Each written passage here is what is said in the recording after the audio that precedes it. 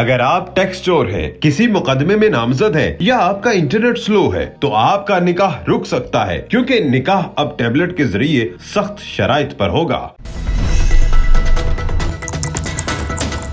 ہمارے ساتھ موجود ہیں علامہ غلام مصطفیٰ نیر علوی صاحب، جو کہ عالم دین بھی ہیں اور ساتھ ساتھ نکاح رجسٹر بھی ہیں، تو ان چیزوں کو بڑی گہری نگاہ رکھ سے دیکھ رہے ہیں، تو انہی سے جانتے ہیں۔ جناب قبلہ السلام علیکم۔ علیکم السلام ورحمۃ اللہ۔ اگر ایسا ہو کہ کوئی نکاح پڑھوانے آیا ہے بیچارہ، وہ ٹیکس چور ہے یا بھول گیا گوشوارہ جمع کرانا، اسے تو موقع پہ پکڑنے کا کہہ دیا گیا۔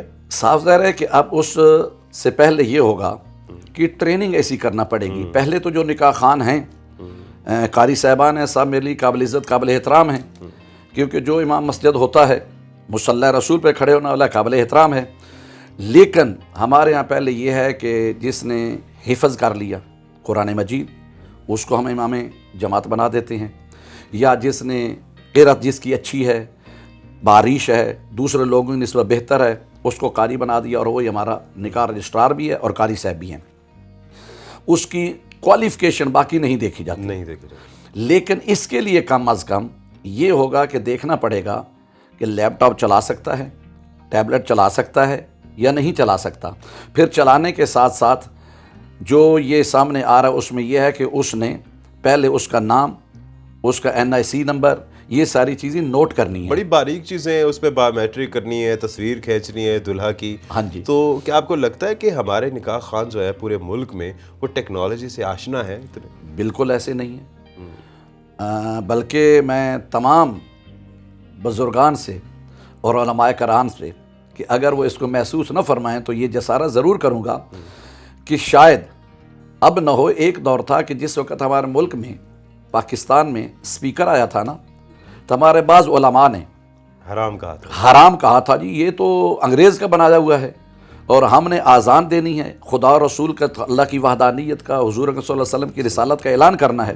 تو جب اعلان کرنا ہے تو انگریز کی بنائی چیز میں کیسے کریں گے؟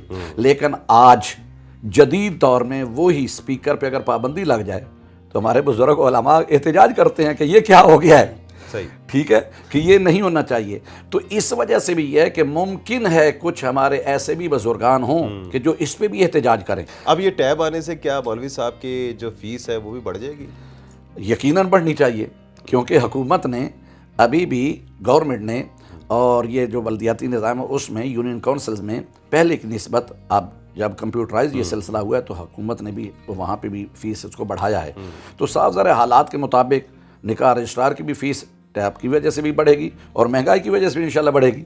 مہنگائی تو خیر جو صورتحال چل رہی ہے اس پہ تو آپ نے ایک مشورہ دیا ہے کہ اور نکاح کر لیں۔ اچھا یہ بتائیں سر، اب یہ ہمارے یہاں ٹیکنالوجی اور جو صورتحال چل رہی ہے دنیا میں، تو 4G سے اوپر جا رہی ہے، باتیں 5G کی ہو رہی ہے، ہمارے یہاں ابھی انفارچونیٹلی 3G بھی کبھی کبھی آتا ہے۔ تو اگر نکاح ہو رہا ہے، نکاح کے دوران جو ہے انٹرنیٹ بیٹھ گیا تو پھر کیا دلہا میاں بھی بیٹھے رہیں گے؟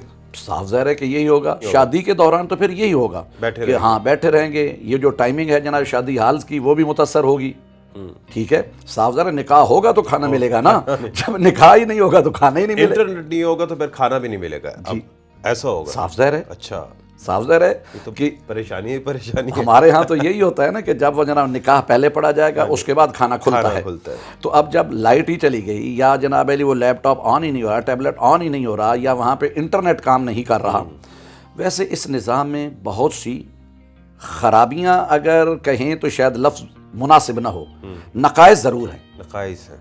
نقائص یہ ہیں کہ صرف نکاح لاہور میں نہیں ہونے، نکاح صرف کراچی اسلام آباد میں نہیں ہونا، صحیح ہے، نکاح جناب علی اس گاؤں میں بھی ہونا ہے کہ جہاں پہ ابھی تک لائٹ ہی نہیں پہنچی، ان گاؤں میں بھی شادیاں ہونی ہیں، کہ جن لوگوں کو ابھی ایسے بھی گاؤں ہیں کہ جہاں پہ وہاں کے لوگ اور وڈیرے وہاں پہ بجلی لگانے نہیں دیتے، یا اگر بجلی ہے تو انٹرنیٹ نہیں ہے، ٹھیک ہے۔ تو اس میں مسائل بہت زیادہ ہیں، لیکن ایک نکاح رجسٹرار کے لیے میں ضرور بات کروں گا کہ جو حکومت کوشش بھی کر رہی ہے کہ پہلے تو ہر بندہ نکاح رجسٹرار ہو سکتا تھا، اب ان کی گورنمنٹ کی کوشش یہ ہے کہ جب یہ سسٹم آئے گا تو کم از کم میٹرک پاس بندہ وہ لازمی ہونا چاہیے، ٹھیک ہے نا جی۔ تو وہ نکاح رجسٹرار ہوگا، ورنہ اس سے کم والا نہیں ہوگا، اس کو بھی سند اپنی پیش کرنا پڑے گی، اور اس کے ساتھ ساتھ یہ دیکھنا پڑے گا کہ آیا یہ اس کو چلا سکتا ہے نہیں چلا سکتا، یہ سب کچھ کر سکتا ہے یا نہیں کر سکتا. ٹریننگ بھی تو کی جا سکتی ہے. ہاں ٹریننگ کا گورنمنٹ کر رہی ہے. تو کیا حکومتی سطح پر کوئی ٹریننگ بھی ہو رہی ہے نکاح رجسٹرار کی؟ جی ابھی پیچھے تھوڑا سا سسٹم جب چینج ہوا تھا، انہوں نے تمام گورنمنٹ آف پنجاب نے تمام نکاح رجسٹرار کی ایک میٹنگ کال کی تھی، چند سال پہلے کی بات ہے. تو اگر یوں بھی دیکھا جائے تو مجھے ابھی ویسے دور تک نظر نہیں آتا کہ اس نظام کو نافذ کیا جائے. اگرچہ کوششیں ہو رہی ہیں، پچھلے 4-5 سال سے یہ کوشش ہو رہی ہے، لیکن ابھی اس کو لاگو تو نہیں کیا گیا. پریکٹیکلی ابھی نہیں نظر پریکٹیکلی نہیں کیا گیا. لیکن اس میں ایک بات بہتر یہ میں کہوں گا کہ علماء کرام کے لیے اور نکاح رجسٹرار جو صاحبان ہیں ان کے لیے یہ ہوگی کہ انہیں بھی سیکھنے کا موقع ملے گا کہ انسان جیسے جیسے کچھ سیکھتا ہے، علم حاصل کرتا ہے، اس سے اپنی جہالت کا اعتراف ہوتا ہے کہ مجھے یہ بھی نہیں پتا تھا، یہ بھی نہیں پتا تھا، یہ بھی نہیں پتا تھا. تو اس کو جب استعمال کیا جائے گا تو یقیناً نکاح رجسٹرار اور باقی اس طرح کے علماء جو ان چیزوں سے ٹیکنالوجی سے دور تھے قریب آئیں گے، اور صرف یہ نکاح نہیں بلکہ دین کی معاملات بھی سیکھنے میں ان کو مدد ملے گی. اور اس کو سیکھنا میں سمجھتا ہوں یہ بھی سنت ہے.